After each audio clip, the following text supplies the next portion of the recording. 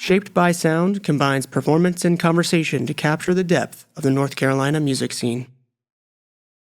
Listening to dreamy country music by Blue Cactus might make you feel like you're floating or you've got your head in the clouds. And that's the point. For Steph and Mario, their music is inspired by many things, and for now, it's about looking upward and searching for silver linings. Today on the Shaped by Sound podcast, we're in conversation with Steph Stewart and Mario Arnez of Blue Cactus. Steph, Mario, thank you for being here on Shaped by Sound. Thanks for having us. Of course. I kind of want to jump right into, so Steph, you're from Catawba, North Carolina, and Mario, you're from South Florida. Yep. What was that like kind of growing up for you both in those areas?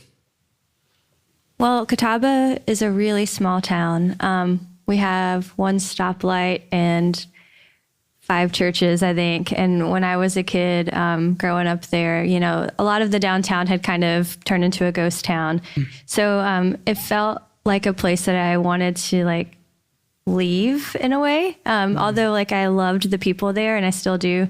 I grew up with a lot of the same kids, from the time we were in kindergarten up through graduation. It was the same crew of kids, you know, because it's a really small town. And if you don't move away, you stay in the same school system and keep moving up together. Right. Were there 50 kids in your graduating class or something? We had a little bit more than that. I think we were right around 100. Yeah. You know, it was really small.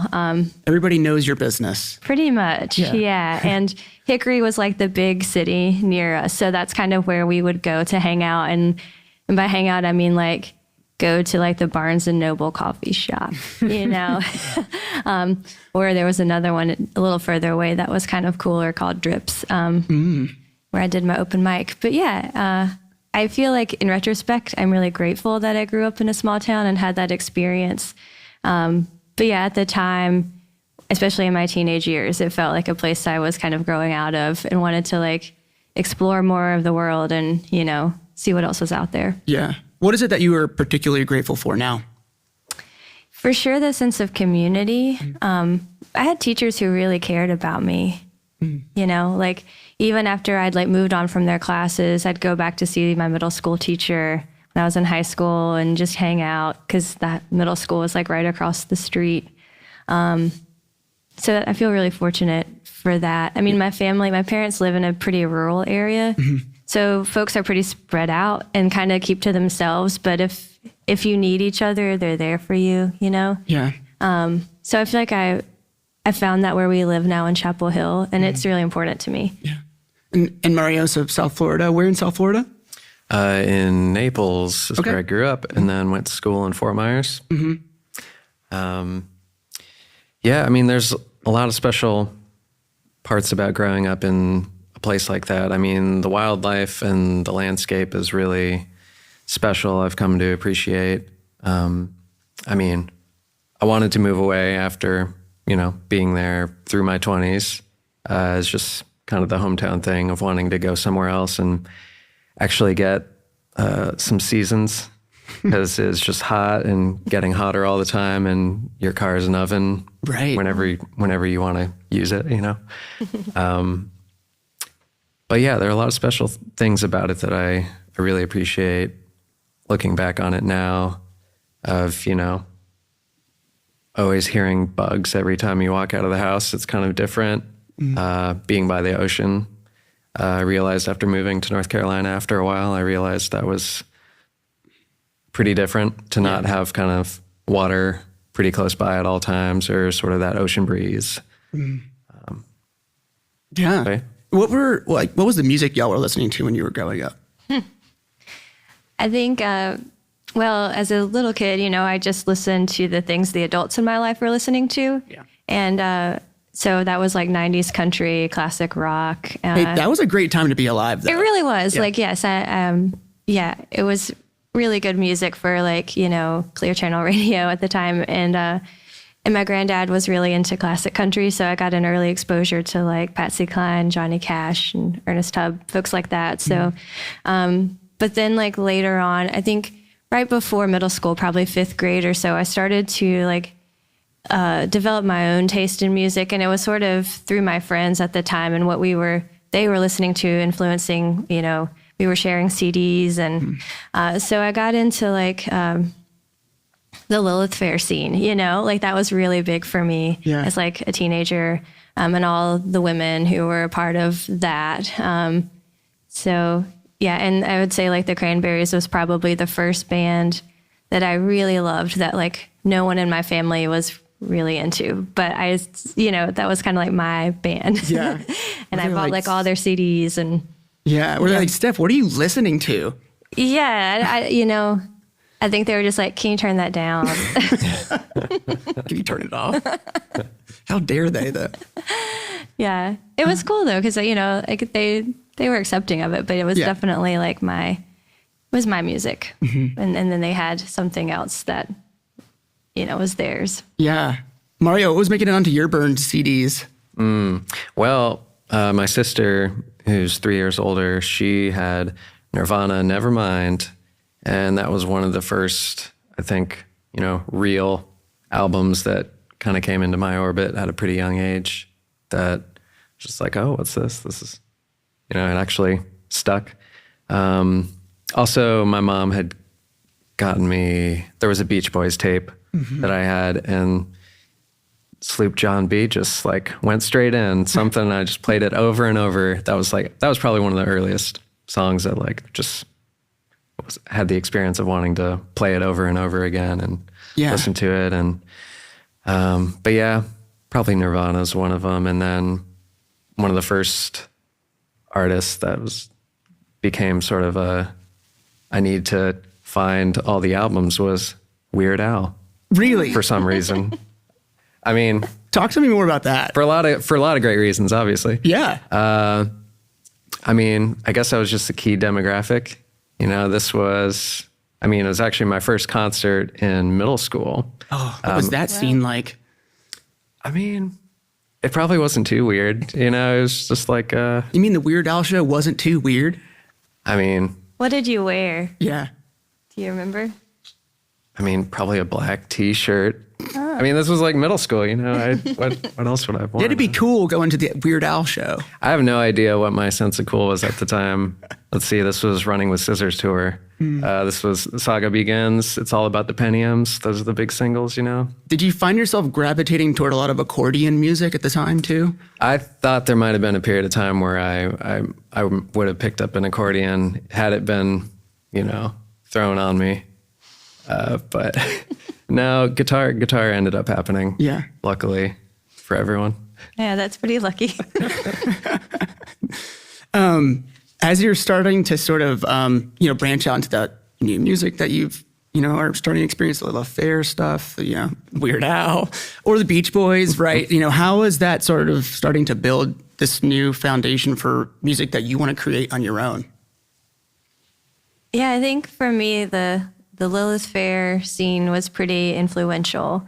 I was probably like an 8th grader or something when that became something I was aware of. And it just gave me like the idea that I could do that too. You see a bunch of other people who kind of look like you doing something, and then you start to realize like, actually I could do that, because I'd been listening to a lot of men play music and seeing them on TV or whatever. And that was just a concert, a festival actually full of just women up front who are writing their own music and performing. So that was like super influential. And I think it was when I had been writing songs from like a little kid, like, when I was about 10, I think I wrote my first song, but that influenced me to like teach myself guitar and just like write songs with guitar. Yeah. Mm-hmm. So you're seeing these, singer-songwriters come out who are women, and you're just saying like, I can do this too for the first time? Yeah. Yeah. And Mario, what about you? Well, how did Weird Al influence seeing Weird Al, just like, I can do this too. Yeah. No. Did you have a comedy like routine that you were doing at the same time? No, I didn't get there. Yeah. But you were listening to the Beach Boys. You're listening to other things too besides that. Yeah, definitely. Guitar-driven stuff. Very melodic. I think getting into, I don't know. I think there was something instilled of like the hooks of, popular songwriting that at the time I didn't really understand, but just kind of that conditioning of stuff that's really memorable and kind of sticks with you. And you find yourself kind of singing it throughout the day.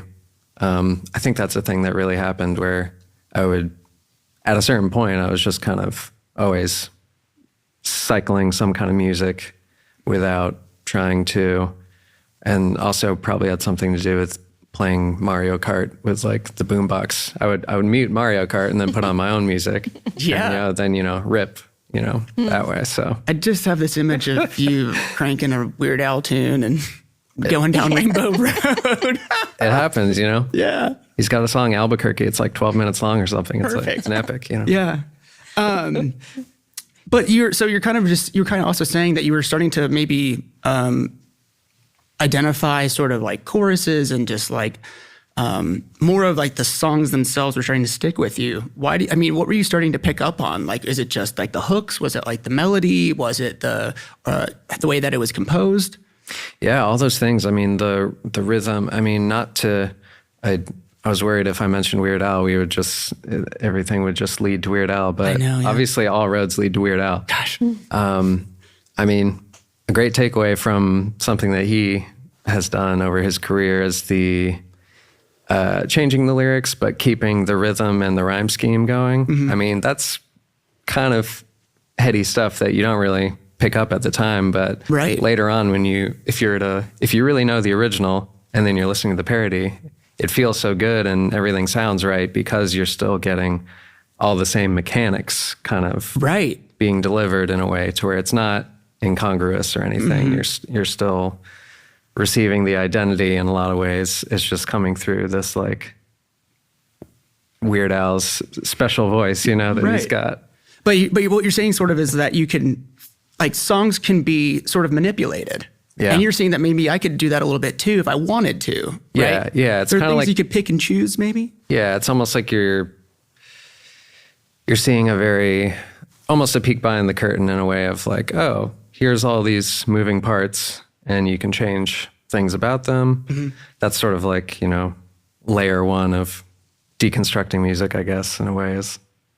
What does it look like after Weird Al has put it through the blender and then a very special form of analysis. Yeah. Maybe. Yeah. Kind of segueing a little bit from that, but going to just sort of where we're from and what we're listening to and maybe the music that you all are creating. Do you think that music can provide a sense of place? Yeah, totally.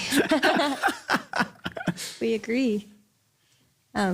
Yeah, I mean, I think we were talking about this recently, just how like we have so many music memories that happen in certain places, whether it was like a certain concert that we were at in the experience of a show or just like hearing something for the first time and being in a place and just having that memory of like the place that you're hearing something and just the connection. It's sort of like smell memory too. Like, anytime you smell popcorn, you think of being at a theater, maybe, it's like.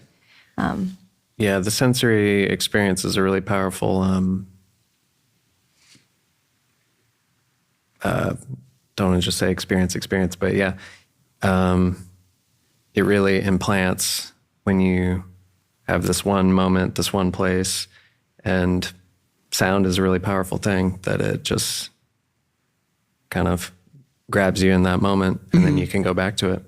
Yeah, and sometimes like when we're driving to shows and we're on the road, like I just feel like certain music is like required for the soundtrack that we're like experiencing, like that I want. So if we're like up in like the mountains of North Carolina, I just kind of want to put on Doc Watson or something. Mm-hmm. It's like sometimes you just want the music of the place to be with you in the space, and that feels really nice. Yeah, it's like comforting. Yeah. Yeah. Feels more connected because the radio is just going to be playing a lot of stuff that you'd hear anywhere a lot of the time, unless you're lucky to find like a really cool station that's curated for that area. Right. Yeah. I'm going to take a step back for just a second and kind of understand. So where did you two meet? Can we kind of talk about that for a bit? Well, we met in like Chapel Hill, Carborough, around 2012. Yeah. One of our best friends was playing in my band at the time, Steph, Stewart, and the Boyfriends. Yeah. And that he was the fiddle player. His name's Omar Ruiz Lopez. And they were actually friends from Florida. Cool. So they went to music school together, and I think Omar just knew that Mario needed to get out of Florida because he had just done that and discovered how rich the Triangle's music scene was in the ways that they wanted to experience. You know, like Florida, I think where you guys were, has a music scene, but it sounds like it's really different than what we have here. And what we have here is more of what you guys were trying to find, I think. Yeah, it was a particular kind of bar scene, and the stuff that was available to do was mostly, you know, hang out and do beachy covers kind of thing. It was a particular scene at the time. Had you taken a trip here, or like how did you get to the Triangle? So Omar actually visited. And Omar's just one of your good buddies from back then? Yeah, so Omar and we met in college, music school. Yeah. And, you know, we were buds for a couple of years while he was down there. And then he just came up to the Chapel Hill area with a friend who was checking out UNC. And Omar took one step into Carborough and it was just like, oh, I got to come here. And then... And so he told you about it. Yeah, so he moved up pretty quickly after that, and then he would just bug me once a month at least that I had to come up at least visit, you know, check it out. And once I graduated, I did. Yeah. And then we were playing together within a week or two of my moving up. Yeah, so Omar kind of like roped him in to join in the band, and we weren't even really friends at the time. We didn't really know each other, but he just started playing the music that we had, and eventually we started writing new music together too. So our whole relationship really began through playing music together. What was that like to like speak that language with each other first? I think it made for a fast connection for sure. Yeah. For me anyway. Yeah. Fast connection. How was it sort of like is something where your brain just flipped in a different way, or more so than you would just have meeting with each other and having a cup of coffee or something? It's like you have something that's really important to you that you want to spend as much time doing, and this other person feels the same way, and you have the same interest. You know, we both wanted to be making this music together, so it felt like really easy to be around each other. Didn't have to try, and it was, it's been really fun to collaborate musically ever since. You know. Yeah. Yeah. So who asked who to be in a band first? I really don't know how it happened. I feel like Omar was just like, we need Mario to play guitar with us. And I was like, do we? I mean, I do play guitar, but I don't really play the same way he does, as I learned. And we did need you. All the lead instruments, you know. Yeah. Do you have another memory about that time? Because I don't. So is Omar really the big matchmaker here? Yeah. He's the one that put you two together, and then you were like, this is it. I don't think we would be here today if it weren't for him. You know, not together anyways. Like, yeah. Can you kind of talk to us a little bit more about how that relationship sort of developed? You were playing together and it was feeling really comfortable, right? And it felt really like you were connected in a different way. How did that sort of evolve? Were you all just having fun together and just like kept doing that and just like, I want to do this for as long as I can? Yeah, we had some time where we were this 4-piece string band playing around a microphone, and at a certain point, the other two guys, there were just various things that logistics happened. People were moving away or having a kid, and the gigs weren't able to, folks weren't able to make the gigs. We were still able to. And at a certain point, it was just kind of a practical, like, hey, the two of us could go do this duo gig. Let's see how we can figure out doing that. And by this point, we had also been working on writing material together. So really just, it was kind of an organic process of, we started working together a bit more closely in that regard. And well, you brought in the electric guitar, which I think was a huge shift in the sound, because we had been completely acoustic in the old band. So that really shifted the songwriting a lot too. I think we were really going for more of a twang sound. And yeah. So y'all went from like folk bluegrass to sort of a different level of just like electric and more country. Yeah. Yeah. Yeah. And we were listening to a lot of classic country at the time and just really diving deep into it. Yeah. What was that jump like? I mean, were you like, what were you thinking in that time? Was there something you were like, wow, this feels really good? Yeah, it was super exciting. It felt like, you know, I feel like every time I write a song, I'm like, whew, I didn't know if I'd ever do that again. That was really great.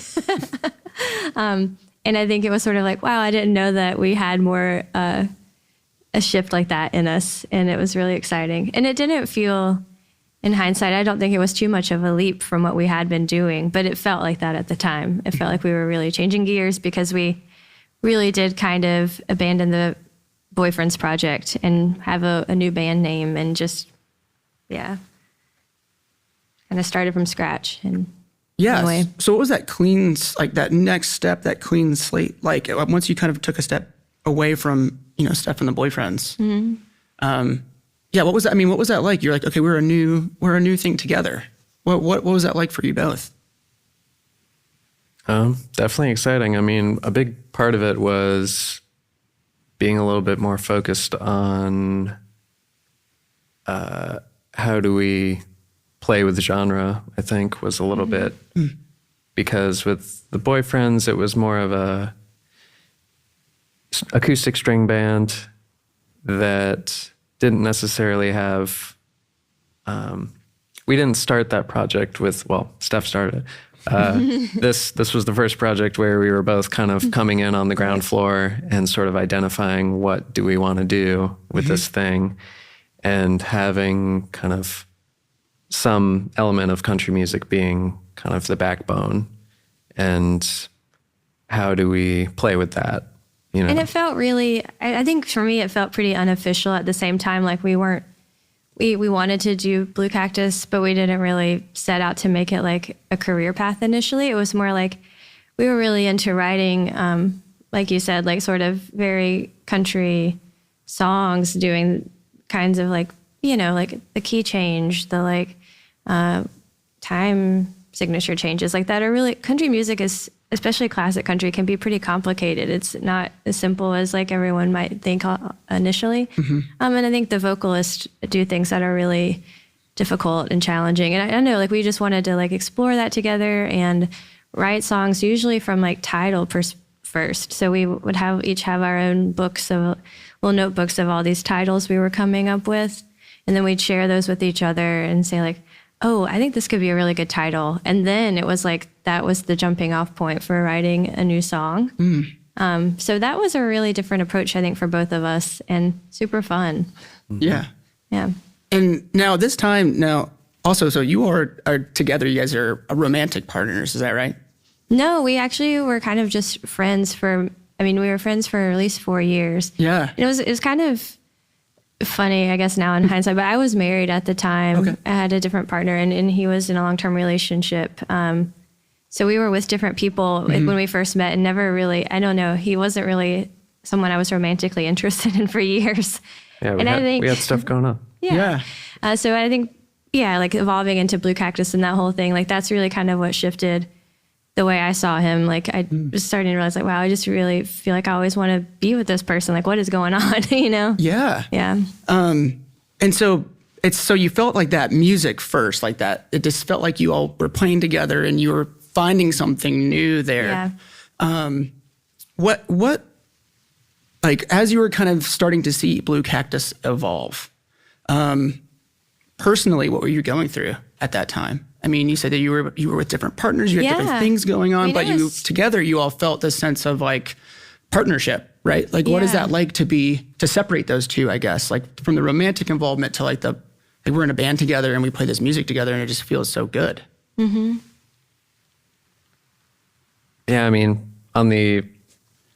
in that initial phase where kind of everything was flying around and pretty intense, I don't think it was hard to separate in some ways. But I don't know that it necessarily...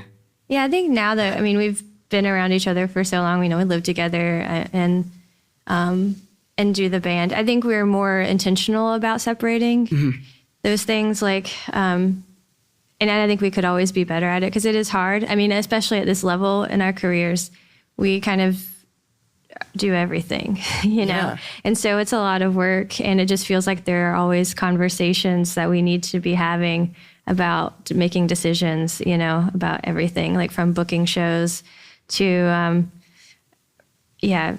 making a lot of content for social media, or that, you know, it's just always conversations and work to do, recording music. So anyway, but I do think like one thing we do actively do is try to have alone time away, or time away from each other with different friends that we're not both at, because we spend so much time together, like through working together in Blue Cactus and living together, being partners. Like it's really important, I think, for us to have like solo time so that we can have time to be creative. That's when we both write. Like we do that alone. So that gives us a chance to like explore our creativity and like, you know, get in touch with ourselves in that way. But also, just so we don't get tired of each other and we have something to share. Like, oh, what did you do today? You know, if we're hanging out all the time, the answer is obvious. But like if we're doing different things, it's pretty fun to hear what we've been up to after coming back. Can you speak to the name Blue Cactus? Where did that come from?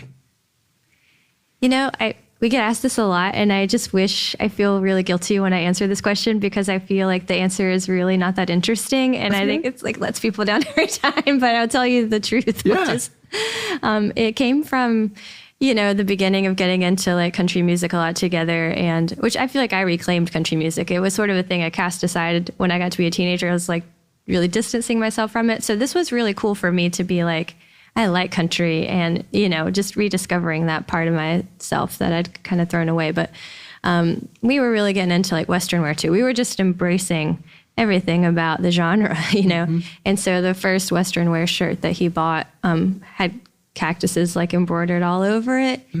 And I happened to notice we were playing one of our first gigs, and we didn't have a band name yet. And we were at Tiernanog, which I don't even think is, you know, around anymore, but it was kind of dark in there. And I just happened to notice, I think the cactuses on your shirt are blue. I was like, is that a blue cactus? And he was like, yeah. And then I don't know, it just immediately clicked, because I was sensitive to trying to think of a band name. We were both in that headspace. And I was like, well, that would actually be a really good band name. And like, we both agreed, which is not very common, really, to be honest. So I think that was a good sign. Like, it felt like it sounded like the music we were making together. Yeah. I mean, it came off of a Western wear shirt, so I feel like it definitely is some sort of symbolic of that, right? Wow. Did you say that out loud and go, you know, band name, called it? Pretty much. Yeah. Steph likes to say we don't agree all the time, but I disagree with that. Yeah. We'll talk to us a little bit more about that. Oh, that was all I had. I'll say he's one of the things that works really well for us is I'm a little bit of like a initiator. That's kind of my personality, and he is really good at going with the flow. And so I think we work really well together in that capacity. Like sometimes picking up loose ends. Yeah, picking up the loose ends. There are usually a lot of those to pick up in our process. But yeah, I think we kind of are really a nice balance for our strengths. Yeah. What do you mean? So like when you say like picking up the loose ends, like of what, like a half of a song that you wrote or? Yeah, sometimes it's that. Sometimes Steph will have a song, maybe 80. Sometimes I leave like a boiling pot of water on the stove. I mean. Yeah, sometimes you just got to turn off the burner. Sometimes you just finish like the last 10, 20% of a song kind of thing, kind of push it over the edge. Yeah, I start dinner a lot of the time, and he comes in, takes over, seasons it, makes it taste really good, you know. Yeah, otherwise I'll just be up on my computer, you know, doing something until 8 o'clock. This might be a real stretch here, but is the way that he'll come in and finish dinner sort of the way maybe a song will happen, where he just comes in and just sprinkles a little extra spice on it, and all of a sudden you're like, whoa. Yeah, I mean, I think when it's a song that I've kind of started and he collaborates on it, that's definitely what he does. He'll just feel really lucky to have him as my collaborator because he hears things that I don't hear. And in terms of song structure, even like just doing little things. There's a song we just wrote. It felt really done to me and I really liked it. And then he sort of said, well, I feel like we need to break it up a little bit. What if we change time signatures in these moments of the song, but keep everything else the same? And I was like, oh, I don't know. But then I tried it because that's one thing we're very respectful about, always trying, I think, each other's ideas, and it was totally the thing to do, So it was something I would have never thought of. Yeah. I was just fine with it as it was. But then it just sort of got put in a whole new level, really. It was like, it just got a lot stronger because of that suggestion he made. And he does that all the time. How do you go about that approach when you're like, maybe we should try this? I have to be gentle sometimes. Yeah, sometimes he's not, and I'm very sensitive. Yep. Yeah, sometimes I come in guns a-blazing with an idea I know that's going to work so well, and I got to really come in real soft and slow and just like, hey, maybe just this little teeny thing. It'll be easy. Yeah. Because, sometimes I know when Steph's real excited about a song, it feels like it's set in stone, but nothing has to be set in stone forever. Can always change things. Bob Dylan, constantly, redoing old songs and changing them up. And I think because of the dynamic of him, often going with my flow, my initiation process, I really do. It really kind of surprises me when he turns that around, and I know it's important, because I don't feel like it's really your natural role. So when you do it, I know I need to pay attention. Because wow, yeah, does that make sense? Yeah, yeah. So you're sort of saying when Mario speaks up and says something and has an idea, you really perk up. Yeah, because he only does it when it's really important, and I think he saves it for the right moments. Yeah. Yeah. So there's ways where he's kind of just letting you do your thing, right? And then approaching it when you kind of feel like you need to approach it. Yeah, absolutely. Yeah. So I just want to rephrase that question a little bit more. So your process for writing music, what is that like? So do you start off with the song first, or do you said you usually come up with the title first? Can you kind of talk to us about that? Yeah, the title first idea was something we had been doing in the very beginning, and haven't really done that recently. But what's happened recently is we both independently write, and I've just been a little more prolific in that songwriting department lately. So I think if I'm starting a song, I'll be alone, and I do make a lot of voice memos too. So, and when I go on my morning walks or whatever, and I'm alone, I'll get little melodies in my head or little lines that I'll record. And so sometimes I'm visiting those ideas that just kind of had already come into my mind that I captured, or I'm feeling something that I need to process with the guitar. And so I'll start a song. And I'm so excited about whenever I get something started that I share it with him pretty early on in the process. But yeah, there'll come a time when I'm really, if I'm struggling to get some words down, or to figure out, I can identify a problem sometimes, this needs a bridge or whatever, or maybe I need a chorus or another verse. So I will come to Mario and say hey, this is what I got so far. Do you want to hang out with this song for a little bit and help develop it a little bit more? Mario, do you have a bunch of voice memos just on your phone from Steph that are just, Not ideas? from Steph, actually. We keep our voice memos separate usually, I think. Yeah. I have a collection here, and then Steph will usually, I'll be hearing it in real time, straight from the source here. And then, I might stare at a piece of paper for a while. Stare at, a paper that already has a bunch of scribbles and stuff all over it. But yeah, sometimes it's really just, I don't know, there have been a couple songs where we've sat down with nothing but a title and kind of nailed it. I think there are 2 songs that we've done where we both sat down and wrote it out all in a pretty short amount of time. More in the classic country kind of vein of starting from a title, and you sort of have your mission statement at that point, where you're going, and there's a lot of easy, there's a roadmap you can kind of lead yourself through to like arrive at the point of the song, since you know what the title is. And we kind of got pretty good at doing that. Yeah, I think Believer is going to be on our new album, and that's a pretty cool example of a song that like I was into, and I'd written I think all the verses, and I had the melody for the chorus, but I just couldn't figure out what the words were supposed to be. And like then Mario came into the process, and he just like he was so fast. I don't know how you did it, but like yeah, by a few hours, like we had the chorus, you know. And the song was done. Wow. Yeah.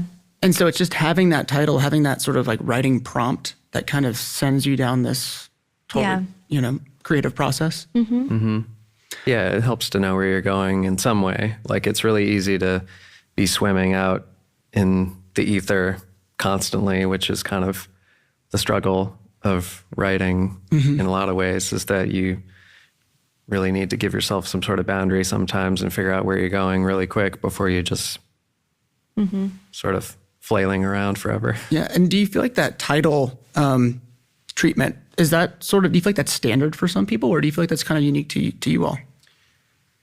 Definitely a lot of people do it. It's kind of it's like an old country thing. Yeah. Where a lot of those kind of hokey classic country things you've heard, a lot of that stuff stems from that practice. Right. Yeah, I think it's kind of, maybe that's a little bit of a Weird Al influence. I don't know. Just in terms of it's a chance to be kind of clever and witty. You know, that's kind of the thing we were going for. Like, So Right You Got Left. That was one of the songs we wrote as a title first, and that we actually collaborated with together 100% through the process in the same room. So, yeah. Do you think it was? They're kind of funny when we do the title first. They're not serious songs usually. It's definitely easier, I feel like, to lean into a punchline kind of thing. Yeah. Setup and punchline. Do you think as you're writing these songs, some of them you said can be fun or funny or hokey, Yeah. but some of them aren't. I'm wondering. I won't say a lot of them aren't. Do you feel like their songwriting is a form of therapy in a way? Yeah, absolutely. I kind of, if I'm feeling like an intense emotion, like we had a show that we were really looking forward to, and then I got COVID and we couldn't play it, and I was just so disappointed because, it had been on our calendar for like half a year and then we couldn't go. And so anyway, I think I was just alone right after that and feeling pretty bummed out. And all I wanted to do was like grab my guitar, and that helped me through those emotions. And then ended up like coming out with the song, So it definitely, and then the playing of the song afterwards is really healing for me. It just kind of helps you like work through that over and over again, and it's kind of like a little reminder that you were dealing with the situation and you've kind of processed it, or you're processing it, and you can continue to remind yourself along the way. Do you feel like as you're like singing it and playing it, you're like kind of going back to that like memory or something in a way? Yeah, totally. And sometimes they change what they mean, which is really cool, you know? Yeah, like in what ways? Well, like the recent thing for me was a song that's going to be on our new record called This Kind of Rain. And it came from a personal place of me like dealing with some depression. I mean, going through the pandemic and not being able to do like music for people, like not being able to play out. And so that has kind of changed meaning for me with everything going on in Western North Carolina. And, that's just another really like even more challenging situation for so many more people who have lost everything. But I know those people are really strong and they're going to prevail, And so the message of the song, I think it can be applied to so many different situations and stories that happen in people's lives, and it changes its meaning for me. That's awesome. So I'd like to touch on one of the questions we like to ask with everybody we have on the show is, you're shaped by sound. Can you maybe speak to that idea to us for a little bit? And again, and with shaped by sound, some of the things that we consider, or at least I like to consider, is how music can influence who we are as people, how music or sound just generally can influence us as communities. How do you believe sound shapes you all? Yeah, I mean, I think like a lot of us, it's easy to be overwhelmed by a lot of things going on in the world, particularly right now. And I mean, I think a lot of us turn to something like music and art to sometimes be kind of a shelter to turn to and kind of be reminded of something greater than the constant anxiety and sort of feedback loop you can get into of thinking about a lot of negative things going on. Yeah, or it can be a blanket to just feel that deeper too. Like, Yeah. I think the world is a pretty dark place in a lot of ways, especially right now. And sometimes you just want to like acknowledge that and listen to music that can explore that well. And like, again, it gives you permission to like feel it and to let your emotions be present and to cry, as well as like helping you like lift out of those feelings when you need to do that too. Yeah. So you feel like there's a part of you that can escape, or also a part of you that can dive headfirst? Yeah. I think like I have 2 songs that if I had to listen to them for the rest of my life, it would probably be Lovely Day by Bill Withers and Light of a Clear Blue Morning from Dolly Parton. And those 2 songs really helped me through some really hard times, while giving me permission to feel like that things might be bad in that moment for me or for other people that I care about. But like it gives me a lot of hope and helps me just kind of move through it. Yeah. As creators, how does that make you feel that you get to kind of make that music that can do that for somebody else? I think that's the whole reason that we do it. Yeah. Yeah. I want to also kind of go into what is it about playing music and just being in this band that brings you joy? I love our band so much. And we've been so fortunate to play with many different people over the years who I all love very deeply. It means a lot that other people care about the music that we're creating and that they want to put the time and energy into learning these songs and bringing their ideas to the process as well. So I think that's probably one of my favorite parts of it. Yeah, being able to feel the energy kind of multiply, because we're used to, of course, starting everything with the 2 of us and kind of feeling the whole thing kind of spread out further, on, with the whole stage and everything. And well, today with clouds and a whole bunch of other things going on. Yeah.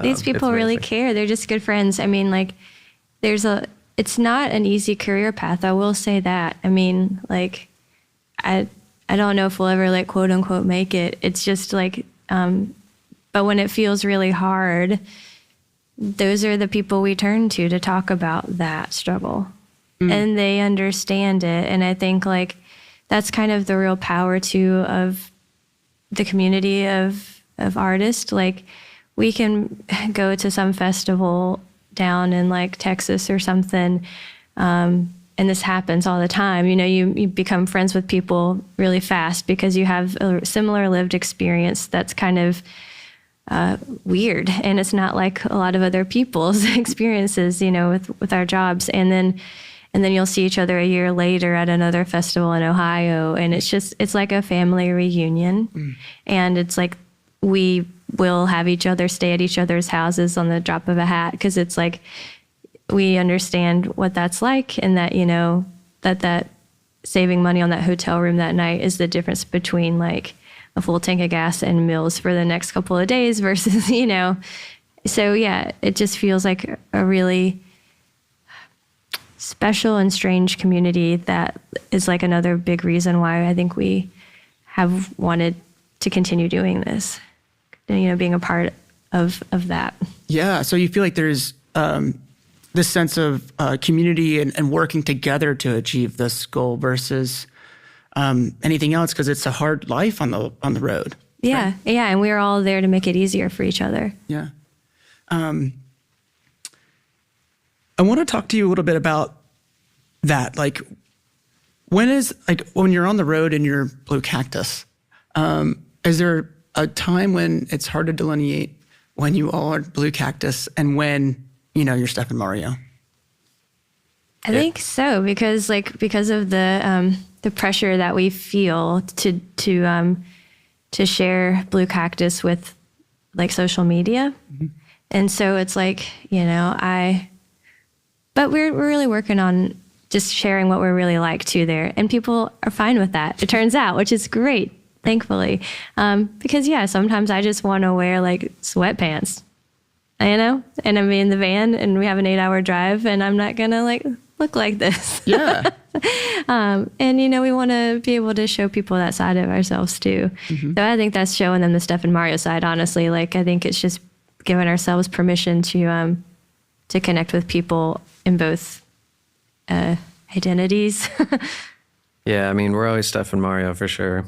I think the Blue Cactus thing really only feels like Blue Cactus when we're on stage, and otherwise, I mean, it's always here we are. I'm not big on the social media thing. Yeah. But, So you maybe talking more towards like Blue Cactus is more professional side of who you are. And there's pressure to do that often, and you're finding ways to not do that? I do it. I'm finding ways. Yeah. But yeah, I think we're both trying to just get more organized with it, but also like not let it consume our lives. It's a constant challenge, but yeah. Yeah. I want to talk a little bit about sort of the genre, I guess. You've been called cosmic country, cosmic Americana. Do you think that's an appropriate title for the music that you're making? I think like I'm not really someone who knows how to write about music anyways. Like I like reading other people's work who do that job. And the whole like idea of genres is really, it's just something that I don't know how to classify music in genres so well. And I think the whole genre world was sort of created in a really weird, kind of not great way in the beginning, just to like separate people racially into marketing music. So I think it goes back to like capitalism, really. Yeah. The whole genre thing. But I'm grateful for people who appreciate music and write about it and know what to call our music. Yeah. And I'm glad that they know to call it that. And I think the other artists who kind of, when you open those genre doors and they're hanging out in that room, like I feel like we're in good company. Mm-hmm. But yeah, it's tough. I don't really know what to call us. So yeah, that does seem like a good fit, I guess. Well, I guess, and one of the reasons I kind of asked you that question is because it feels like the cosmic side of it is interesting to me. The idea that there's like a spaciness, that there's this like ethereal feel to it. Is that something that you're thinking about when you're making this music? Yeah, I mean, because things start from a songwriting, kind of, it's in the core of, it's kind of a songwriter driven, that we're not starting from, we haven't started a song with beats or anything necessarily. But that would be really fun. We should do that. But yeah, there's kind of a certain starting point that seems to carry over through the music and builds out to a band with, electric instruments, synthesizers and different things, where it feels like, we're very much in that wanting a big sound. I think his electric guitar does a lot in the way of making the music more cosmic too. I mean, he has a pretty massive pedal board that is something he's always working on. I mean, yeah, he's always constantly reconfiguring the pedals on there and reprogramming them and exploring sounds. I would say it's ergonomic for its size. Well, yeah. Everyone who deals in pedal boards is always like, whoa, you know. Right. Mine is like this big. So it seems pretty big. It's all relative, I suppose. Yeah. Do you feel like there's some sort of world building that you're doing within the music that you're making, like that composition of it? I guess that's sort of what I was getting to with Cosmic, the idea of it. Definitely. World building. Well, because It seems really big. yeah. Well, I guess for the first time that I listened to you all, years ago, I was like just sucked into it because I felt like I could tune in and then just kind of float along with you all in a whole different way, in a different world. And it felt like there was a lot of room to move there. And that's why I ask if you feel like there's some sort of world building there, because it feels like you're kind of giving us a place to start with, and then we're jumping off and going to something a lot larger than that. That's cool to hear. I think the only role we have is to really not like let ourselves get trapped into like feeling like we have to write a certain kind of music for the project. We really try to give ourselves permission to not do that and to let our influences come into the production side for sure, you know? And that's why we like to work with the people we've worked with, because they all have different backgrounds. We've worked with a lot of folks who have had a pretty strong jazz background. Mario's like classically guitar trained. So yeah, I think that just makes the music more interesting and less predictable. I think it's really hard these days to feel surprised because we have the internet and our phones, and it's easy to just pull something up and kind of know what you're going to get into before you get there. And I like music and experiences that surprise me these days more and more. So I think that's something that we're always striving for with the music we create, is to like give somebody a familiar place that isn't somewhere they've been, though, you know? Yeah. So I want to talk a little bit about sort of the aesthetic of the show. Steph, when we were talking to you both actually about sort of the themes that we were going on, you said that you were a big cloud nerd. What is it about the clouds for you? You know, I think by nerd, I don't mean I'm an expert by any means, but I just really appreciate them. And I think like a lot of times we have been taught or something that like cloudy days are not pretty or something. And I find like blue skies are kind of boring. And I think the sky just is more interesting when there are clouds and they're constantly changing shapes, and you can see different things when they do that, you know, and yeah. So I think a lot of people think of clouds as like negative, but actually they bring a lot of beauty. And you can't really have a rainbow without the clouds. So, and you mentioned, silver linings in your music, and you have it sewn on to your costume, as well. What is it that draws you to that? Because, like we were mentioning earlier, how the world does feel very heavy and dark, and particularly even like with Hurricane Helene, like. That really ruined a lot of people's homes and lives. But like, there's always hope in those situations. And I think what I'm seeing out of that is like the good in people. And it's really affirming to see strangers helping each other and being a part of that, and there are many other situations where that happens, it's just reminders that there are really good people in this world who care. Because without that, I think I just get paralyzed. And I feel like this is so heavy, I can't move. Yeah. So I think we need each other, and that's really all we have, to get through those moments. So it's just a kind of a constant reminder for you. Yeah. Yeah. There are things on the opposite side of tragedy. Mm-hmm. Can you talk to us a little bit more about the costumes that you all have? Sure. Yeah, my suit was a suit that I bought, and then I sent the suit to an artist in Nashville. Her kind of artist name is Jukebox Mama. And name. she embroiders Western wear, and is really, really good at it. And I said I had a concept for the suit, and I'd like it to be a rain suit, like rain themed. And that's kind of a classic country tradition where artists will have like their custom suits that are themed to like anything. You know, it could be like where they're from or a certain song. So anyway, I've wanted a suit like that ever since we started the project, and it felt like I finally had the concept. And she made a beautiful suit, and I couldn't have been more happy with the way it turned out. Yeah. And I wanted to get shirts for the band, but it is kind of an expensive thing, you know. And I was like, I just need to learn how to do some version of that for us. And this is a good time because, yeah, I've had that goal for a while.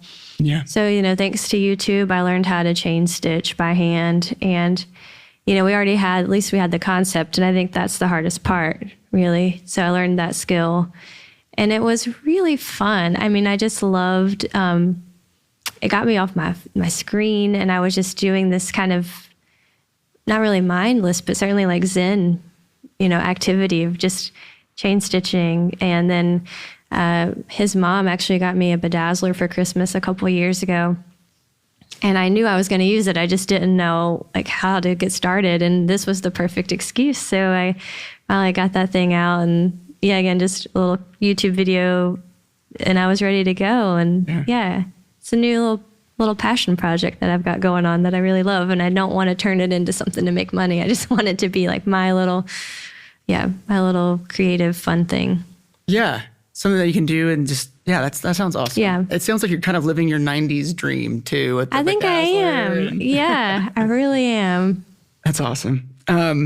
So I think I'd like to go through the songs with you all for today. And if you can, I'd like to know a little bit more about sort of the reason why you chose them and kind of give us some more context to the song.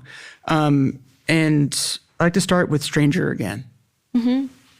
So Stranger Again is the title track on the last record that we've released back in 2021. And I think we chose that song for that reason also.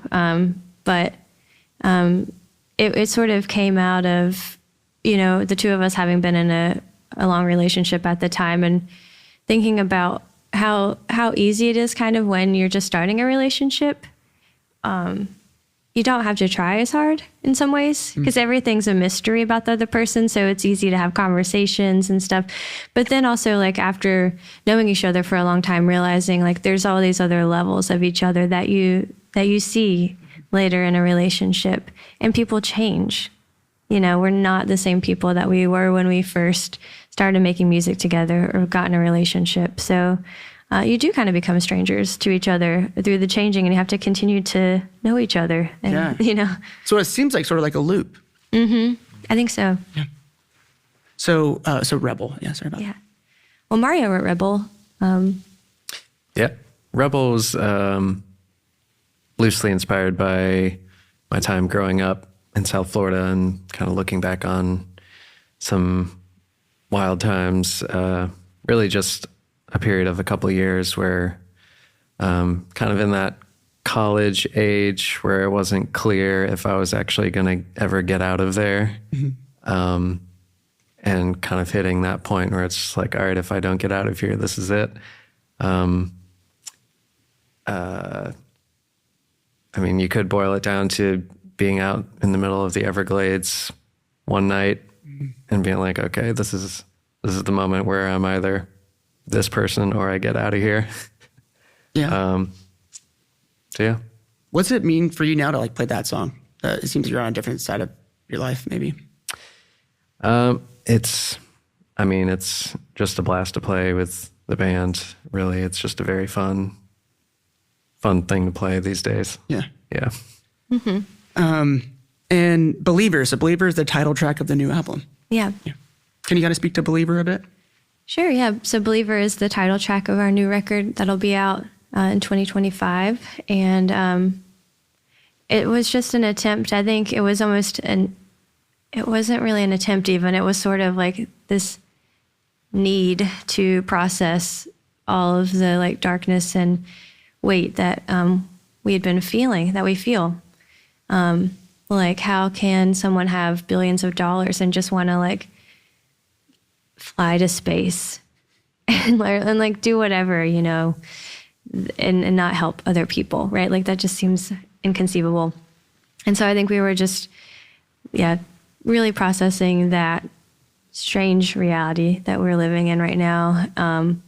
But also, trying to find hope within it too, like trying to believe that there are better things and better people out there. And Kings. So Kings is a song that's going to be on the new record too. That was inspired by growing up with my little brother. When we were kids, we actually lived in like this little trailer park out in the country. It was like really near a patch of woods, and we'd spend all day playing out in the woods together, like building forts and just being kids. And and as we grew up and got older, like he sort of got involved in some trouble later, like as a teenager, because it's tough sometimes in a small town if you don't have an outlet to express yourself. And unfortunately, like the opioid epidemic is pretty bad in places like that. And so, he was kind of heading down that path for a bit. And thankfully, his life turned around. He got involved in the Air Force, which was a huge shift for him. And it gave him this different sense of discipline. But that song was really just about us growing up together, and then him being in the Air Force and on a deployment where he told me later that he thought he was going to die. And I just like never think about losing people that you love. But I think I certainly thought about it after he told me that he thought he was going to die, and like, just kind of reflected on our time together. And Seems like that's after going through all of that together and then coming back to that part of your life and his life at the same time, it could be tragic. Mm-hmm. Yeah, it's like you sort of wish you could go back to being kids. And when you're kids, you never realize how precious that time is. You just can't. Yeah. But as an adult now, I just like give anything to go back to being that little kid with him at the trailer park building forts in the woods. And Worried Man. So Worried Man is on the last record we put out. And it's probably my favorite song on the record. It's just a really fun song to play. We worked with our friend Alex Bingham to produce it, and he brought in kind of this country disco vibe that is really cool and fun. And it's sort of inspired by my grandfather, who was like the notorious worrier of our family. It was kind of his job that he took on, and he just worried about everybody all the time. Like he taught me how to drive from the time I was really little because he worried I would have an accident, So by the time I was like 3 years old, I could sit on his lap and steer like his 89 Caprice Classic around the cemetery near their house. That was our driving grounds. And he was like, if we die and have an accident here, we'll just be buried on the spot. I mean, and as a little kid, that you take everything literally. So I was terrified. I was like so scared. I was like, I've got to be a great driver, but it was also really fun. It was something we look forward to. And you don't really appreciate those kind of personalities in the moment, but it's another thing when it's gone. I really do miss him worrying for me. It was just such a way that he showed his love, Right. Yeah, that connection between you two. Yeah. Even at an early age. Mm-hmm. You can tell. That's really cool. And Bite My Tongue, that's on the new record, right? Yeah. Bite My Tongue is a really fun one. I thought it was a bit of a throwaway song. I got that line in my head, been biting my tongue so long, it's a wonder the thing ain't gone. I was like, well, that is dumb, but I'm just going to see where it goes. And thankfully, Mario didn't think it was a throwaway song, and the band we recorded with didn't either, because I think it's one of my favorite ones on the new record. And it's just, inspired by this situation, I guess, of like constantly seeing the same. I think like we've gained a lot of rights for people over the years through activism, but we're still fighting for the same things. And there's always a threat that like people's freedoms to exist are going to be taken away. So it's like the fight's never done, and you just got to keep speaking out. Yeah. Yeah. And then Resolution. So Resolution is a song that is on the new record, and that one came pretty quickly, and I love it when that happens, when a song just writes itself. Because it was New Year's Eve, and I was about to sit down after breakfast and write my resolution list, which I've done every year. And like, I'm going to be a better person in like 30 ways, which never happens. It's too much to do, like to change yourself overnight. But anyway, something else told me like I just needed to work on being a better listener. And that's your only resolution. It was like a voice. I think it's the best way I could describe it. And I was whispering it. Yeah, but I heard it, and that song sort of came right after that. Yeah. Yeah. What is it? Why is it important to become a better listener, do you think? Or why was it important for you? I think for me, it makes me a better friend and partner when I'm really hearing what the people around me are communicating and not in the headspace, which I'm often in, of trying to think about how to help or fix. Like I just go right into like operation let's fix it mode sometimes, and you can't hear people when you're doing that in your head. So that's my personal reason for needing it. And it also makes you a much better musician when you really listen to the music you're listening to. Actually, you're really focused on it. Yeah. And sometimes hearing other people come in and offer an opinion or something about that, or takes the act of listening is very important for that too, right? Yeah, and not just jumping into a reactive mode of like, no, we don't need to change that or something, but to really like hear people out and try stuff. Yeah. And Enough. Enough is a song on Stranger Again that I think I'm going to let you speak to this a little bit, but I feel like we've just really started to figure that song out over the past little while in a live setting. It's just really become one of my favorite songs to play on stage. And it's just kind of about like not giving in to imposter syndrome, which I think everybody has, especially if you do something that requires you to wear a lot of hats. But yeah, have you felt that too? I feel like it's been like a really fun one to play live for folks. Yeah, it's been fun. Why is that one fun for you? Oh, for Steph? For yeah, me, for you, yeah. I think it sounds so nice. I don't know, like the way we sing it together is one of my favorites with the harmonies Mario's doing. And I like the thing you do on guitar a lot. Yeah, it's got a really fun arc to it. It starts with the two of us and then kind of fill out with the band and get to a big swell at the end with a lot of vocals. Yeah, it's definitely like a building song that just like, Mm-hmm. And even as a duo, that comes across in a nice way, I think. But yeah. And we were talking about this song a little bit earlier, but This Kind of Rain.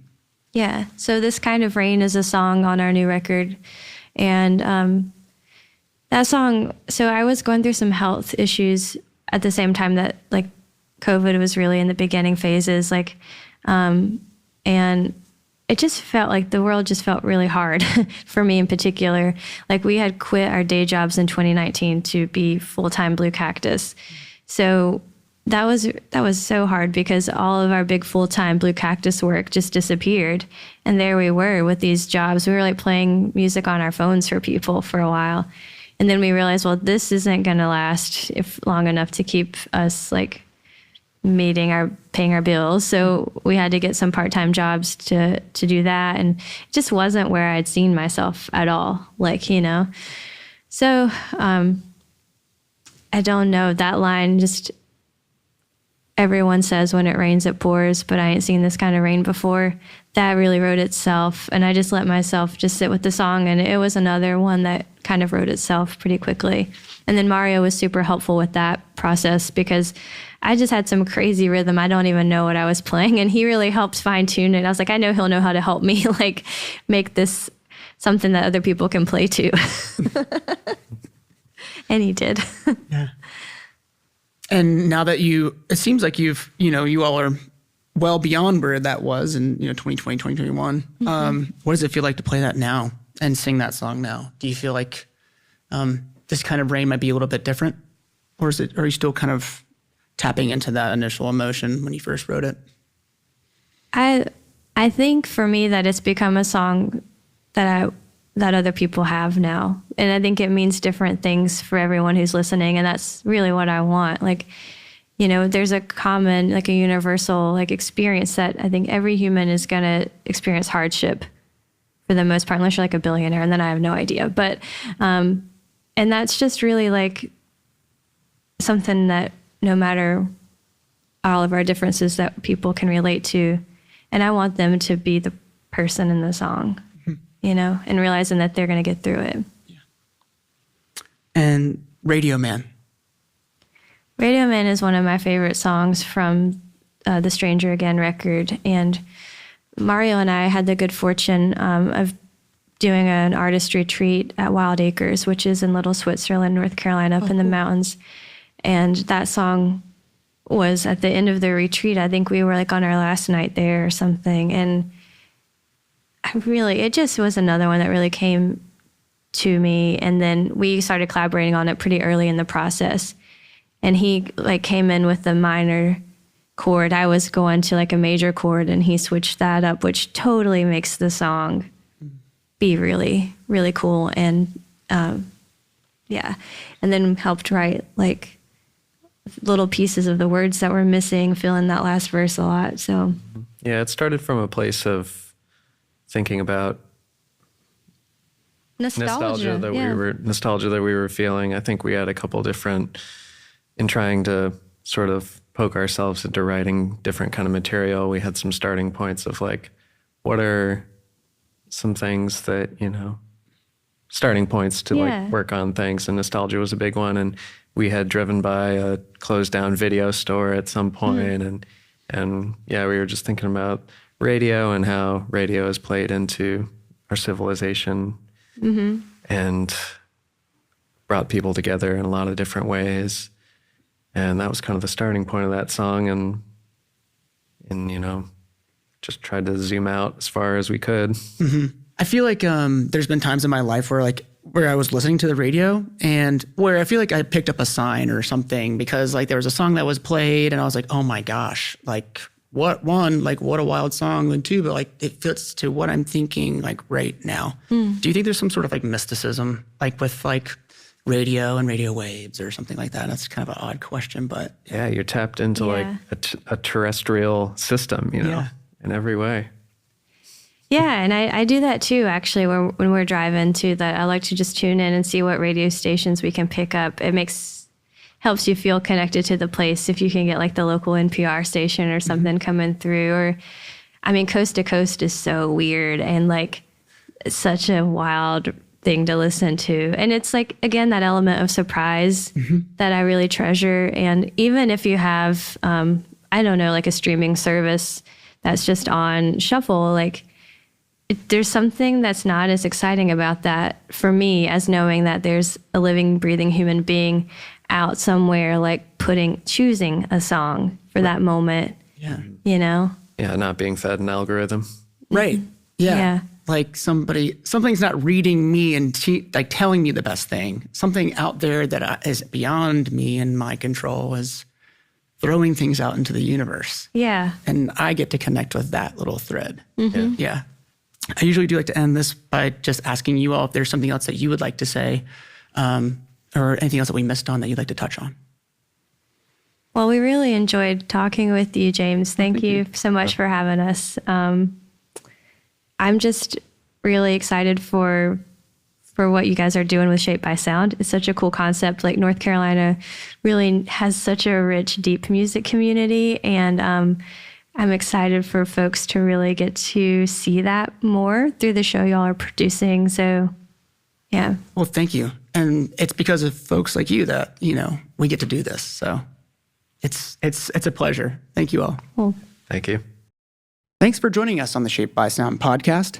If you'd like to hear some of the songs we discussed today, you can find them on our website at pbsnc.org/Shaped by Sound. Or find us on the PBS North Carolina YouTube page. Thanks for listening.